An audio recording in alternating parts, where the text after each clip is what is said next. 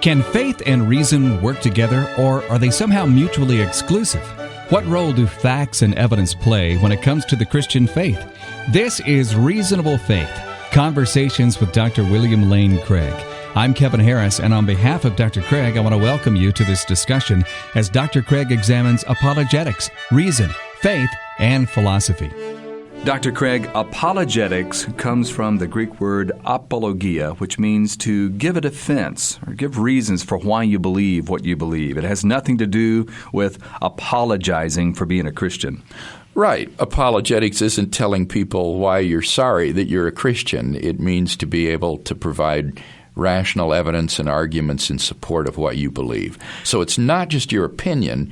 You've got good reasons for being a Christian. While we can benefit greatly from great minds, not only in the past, but also in the present, who've done a lot of work in this area, how can we, as lay people, learn apologetics, defenses, arguments for the Christian faith? Well, I think the best thing that a person could do would be to enroll in a class at a local seminary or Christian college or Bible school that would offer courses on this subject.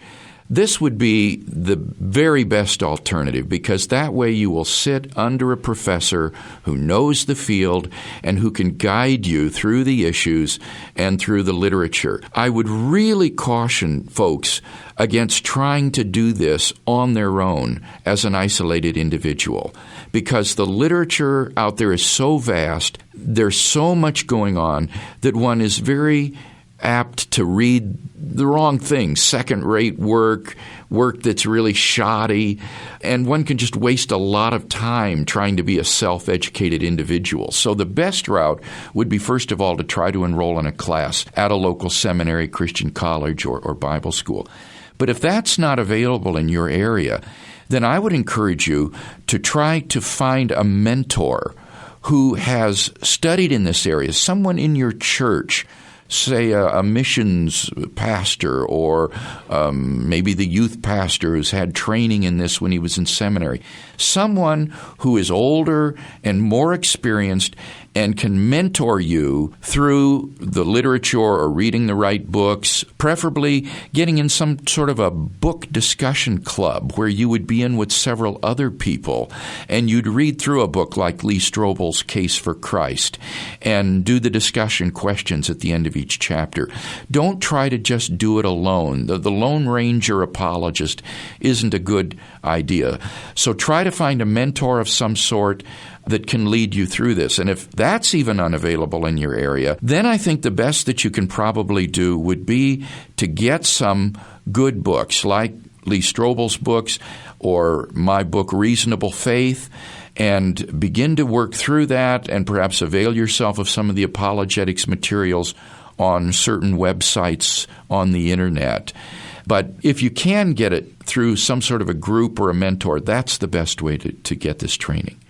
How old should our children be before we start encouraging them to know this area? I think right from the start, we can start training our children in apologetics. I feel very strongly about this, Kevin, that we have done our youth a tremendous disservice by not training them in the intellectual credibility of the Christian faith. Typically, what our Sunday school classes and vacation Bible schools do in church is teach children Bible stories, which is fine in and of itself, but we don't teach them Christian doctrine, and we don't teach them reasons why this is true. We just teach them stories. And at some point, we need to graduate beyond Bible stories to teaching them elementary Christian doctrine and giving them reasons for faith, reasons to believe. In high school and college, Christian teenagers are assaulted intellectually with every manner of non-Christian worldview, conjoined with an overwhelming relativism. And our kids are going to become roadkill for college professors at non-Christian universities unless we prepare them for this. And so in the lives of our own children, right from the beginning, we told Charity and John, don't believe this just because Mommy and Poppy say it's true. We're telling you this because we do believe it's true, but don't believe it just because we say. There are good reasons for why this is true. And we would talk to them about what needs to be the explanation of the existence of the universe, or the beauty and design in nature, or where do we get our moral values from? Rudimentary, elementary arguments for the existence of God that can be developed later with great sophistication, but which are presented initially to your child at just a very superficial, childish level to get them to begin to think and to, as I say, encourage your child to realize this is something that child needs to think through for himself. That you're not asking your son or your daughter to believe this just because you tell them that it's true, but that this is something that they will need to think through for themselves. And that will give the child the permission to do this and the security of doing this, knowing that he or she isn't rebelling against you in thinking through these on their own. I can vouch for this, Bill. My own kids. My little boy Cody's been thinking about eternity and the universe since he was 4 years old. And he's a smart kiddo, but he's no mega genius. Well, I think he is.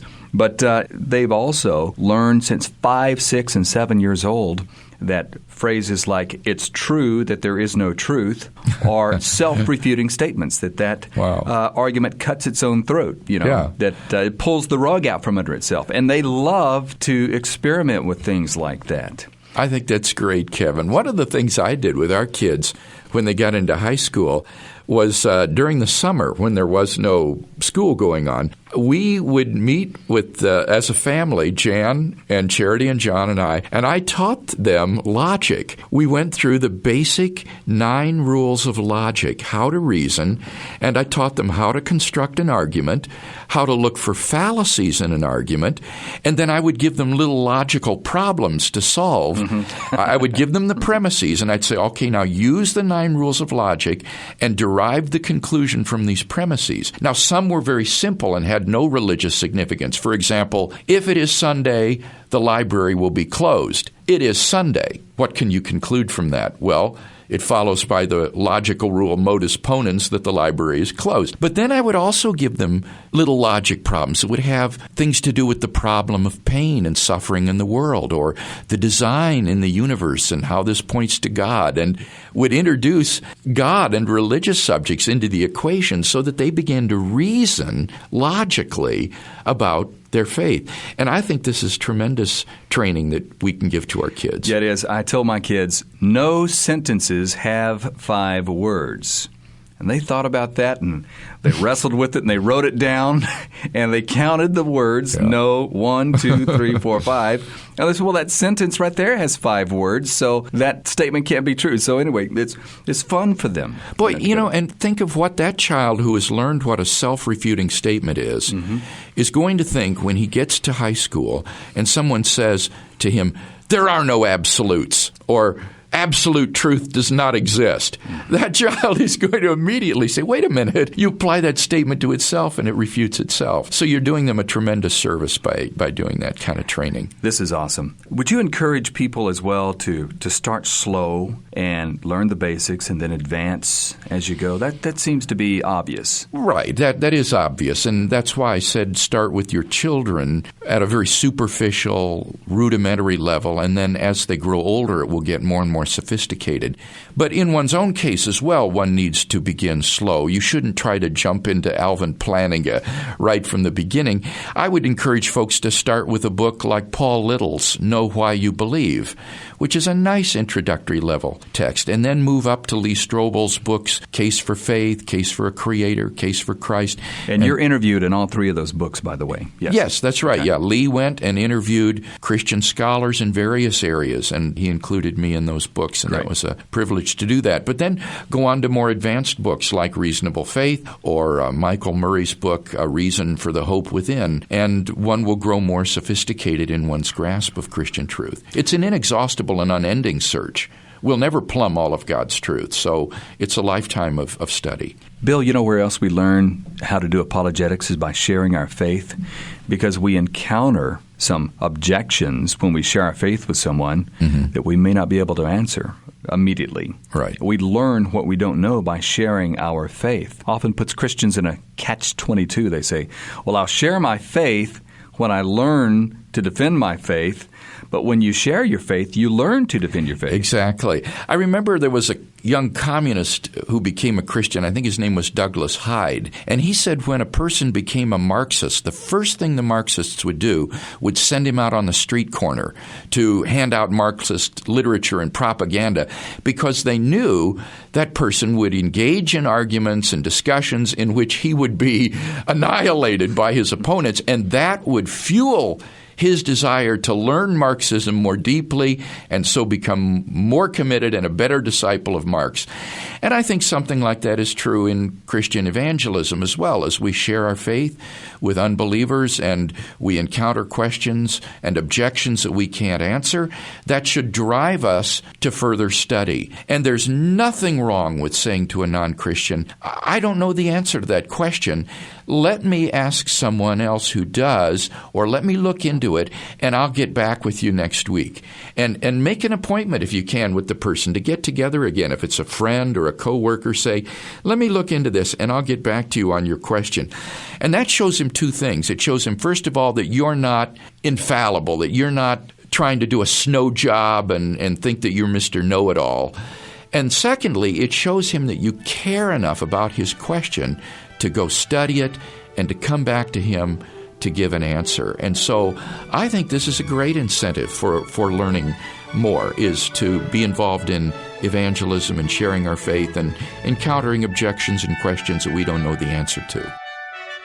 For more resources on these and many other topics from Dr. William Lane Craig, visit online to reasonablefaith.com. That's reasonablefaith.com.